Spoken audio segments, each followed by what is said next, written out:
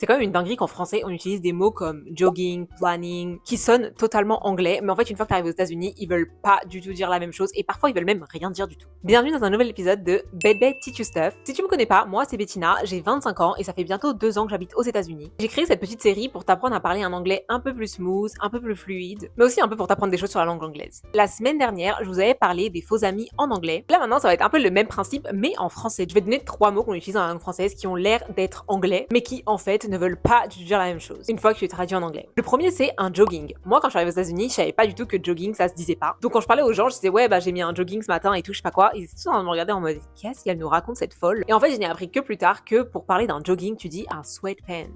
Le deuxième, c'est un parking. En fait, parking en anglais, c'est littéralement le verbe de se garer. Donc tu peux pas dire I was in the parking, parce que ça veut littéralement rien dire. Tu veux parler d'un parking, tu vas dire parking lot.